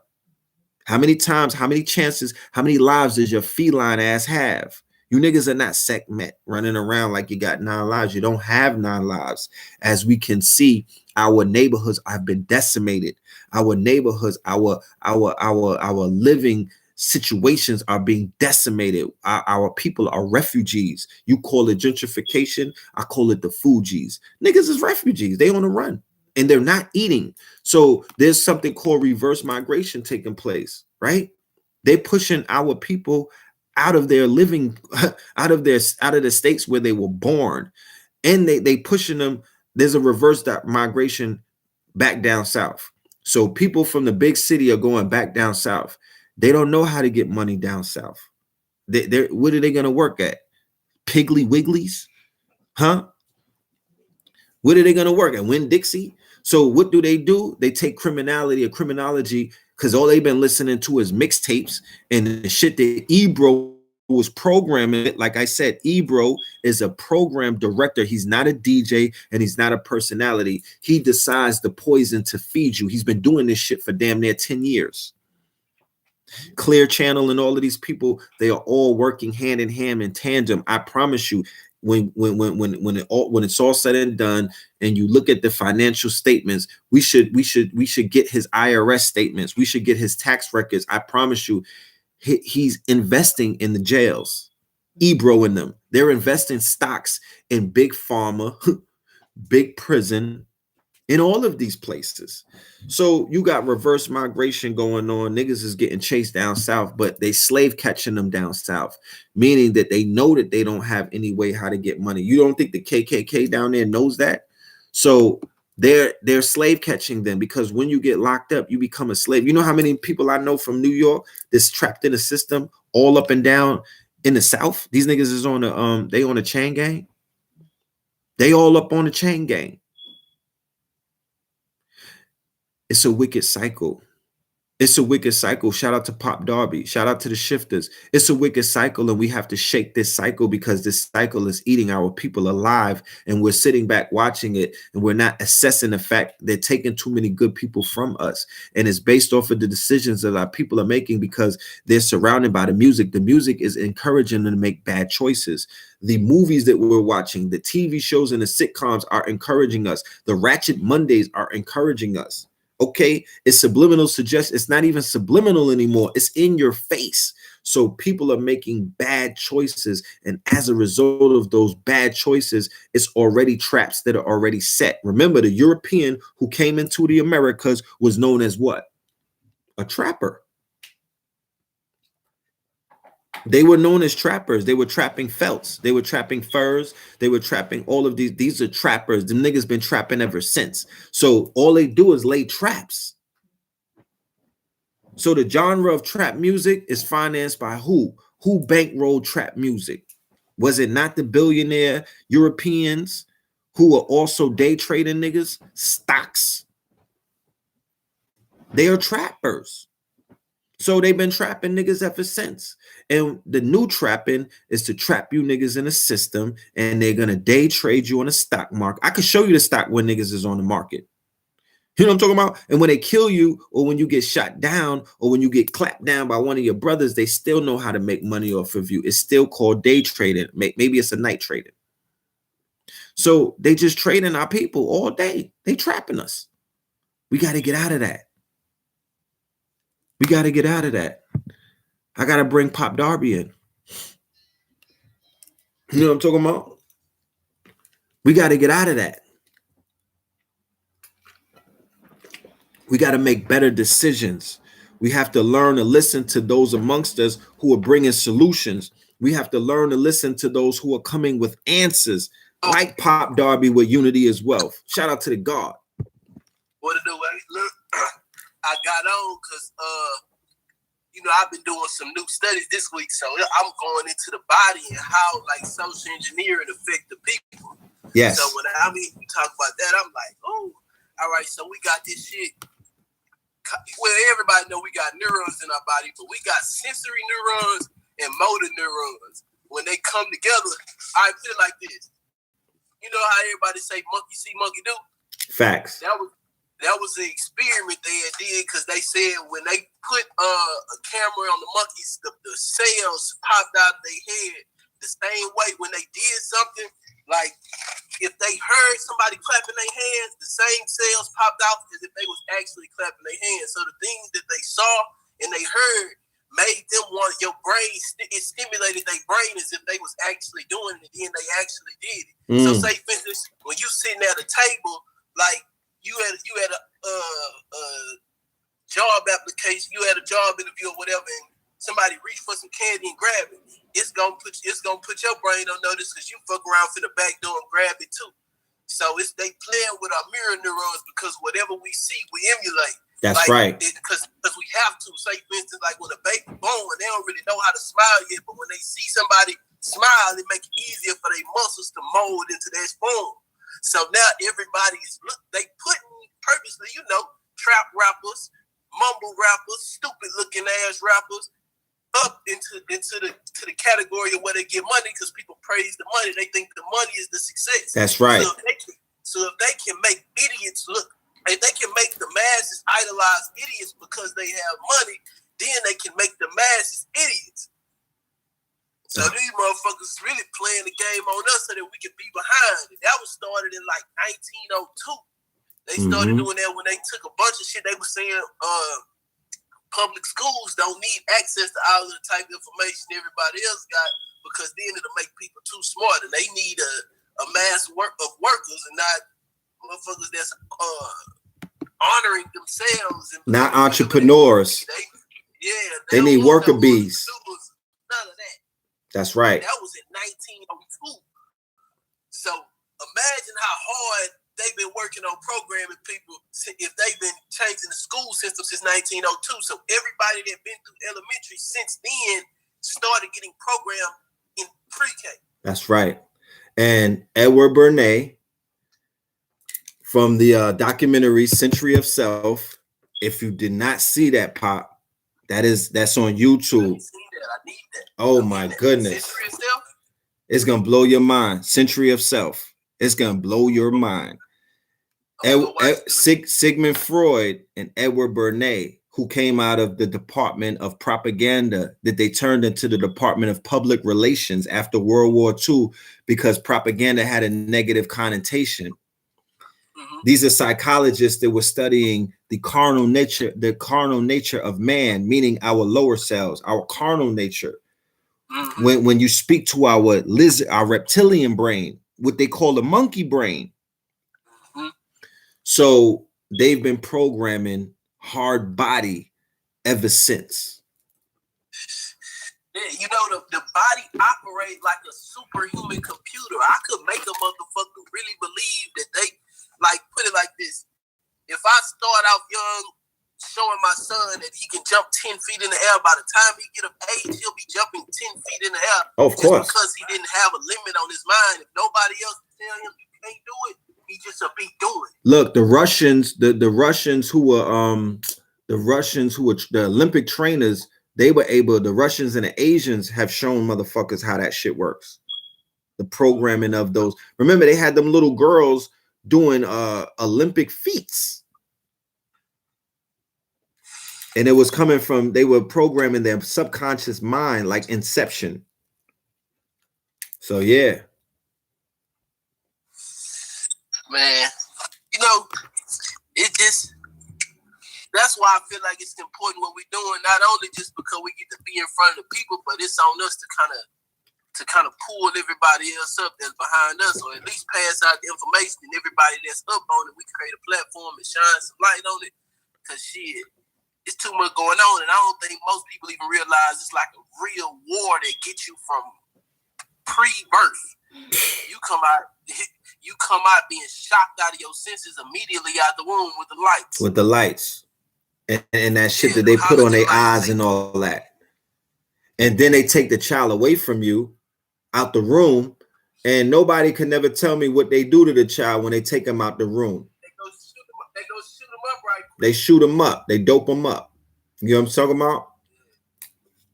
So it's crazy, man. Like, that's why what's being done is so important. That's why the unification of intelligent minds. If our minds are not being unified, if we're not coming together like supercomputers and bringing our research together in order to help elevate and uplift our people from all walks of life. Like I said earlier, Pop, I'm not turning my back on my knuckle draggers, man. I tried to wash my hands, but my spirit won't allow me to do that. I have an 11-year-old son and I have a 5-year-old daughter. If I just turn my back on the youth of today and say, nah, fuck that, I'm gonna just focus on niggas that you know what I mean, just want to do Bikram yoga and meditate all day, then who's to say that all of these people won't wind up infecting my children? Facts. Because the culture is sticky. You know what I'm talking about? The culture, we live in an attention economy now. It's no more of, oh, I'm conscious, so you got to listen to me. No. This is it's I can go viral, so you got to listen to me. I could boom gang my way to the top. I could boom gang my way to the top. I could Black China my way to the top. Yeah. Then they get the most attention. So, like, when you look at boot gangs trying to turn this, like, you'll have 98 comments, you know what I'm saying? 9,000 comments like, woo, I like what you're doing, I love it. But when people that I automatically started off on the right side or the righteous side, it's like, okay, we used to that by now. Look, they that's want right. evil to get their attention. That's right. Why they make motherfuckers defile themselves to get to a point where motherfuckers can take them serious. That's right. There's something wrong with the world. You feel me? Something wrong with the world. Yeah. But it ain't fucked up. I like it. Like I said yesterday, if wasn't nothing wrong, it should be too perfect and we wouldn't have nothing to fix. We wouldn't have nothing to do. So I said before that the fact that our people have all of these issues, it only solidifies why we're here. It only sets the stage for us to prove to ourselves and to the world who we are. You know what I'm talking about? Because problems present opportunities. Facts. And as a people who we see our people as spiraling out of control, it only is going to bring the best out of the best of us to come up with solutions. All we have to do is problem solve. Algorithms, the definition of algorithm is to solve a problem. That's what algorithms are. Those are solutions. So I'm up for the job. I'm here to do the work. You know what I'm talking about? Shout out to the shifters that are doing the work. Shout out to everybody in the community who is putting it on the line and living to, you know what I mean? And you reincarnated in this spirit, in this humanistic realm as a spirit. You came into this human husk to sacrifice the motherfucking body to do the work. Bottom line.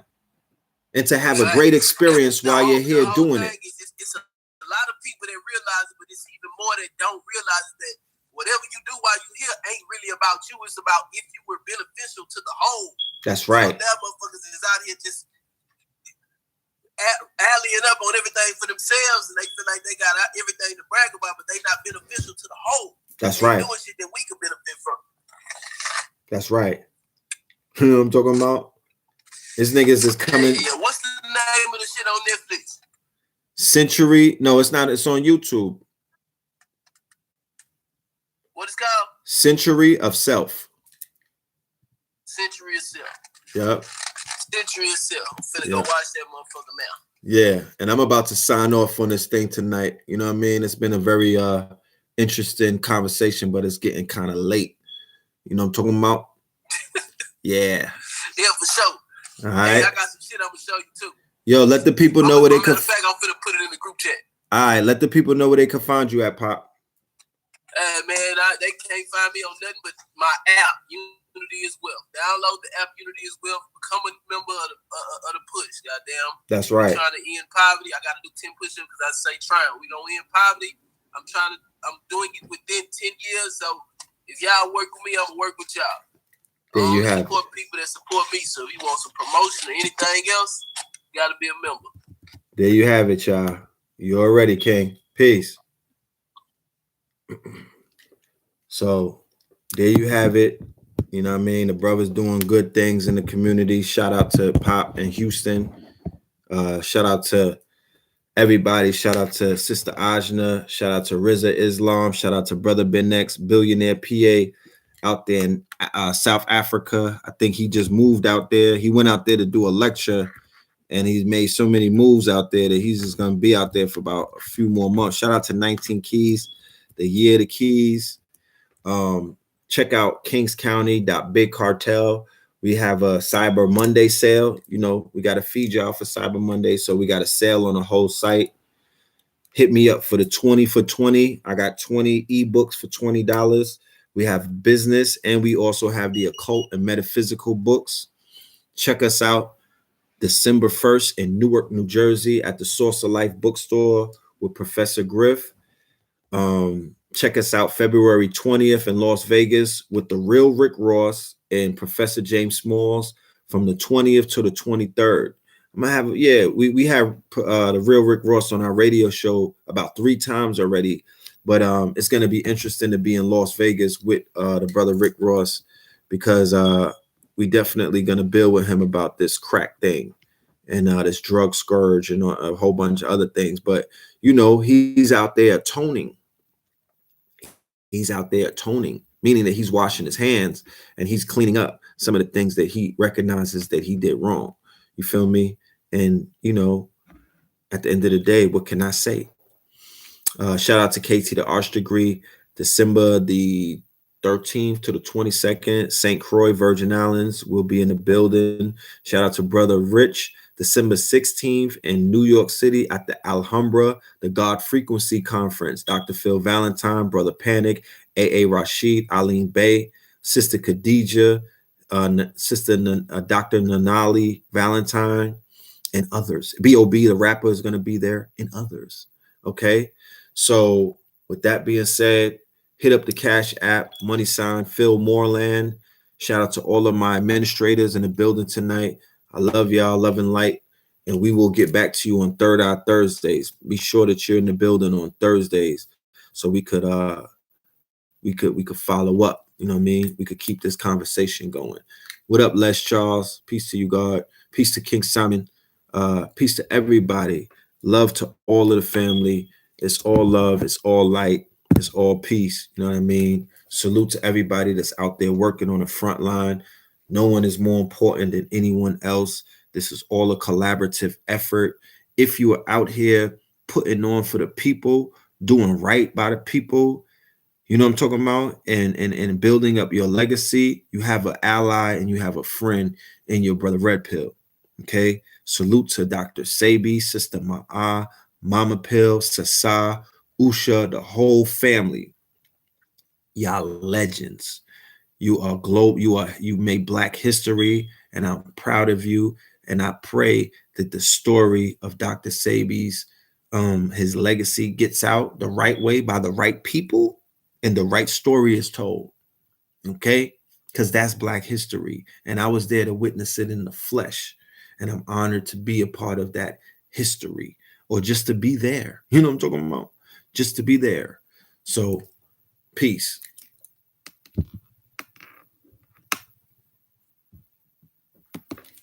All right.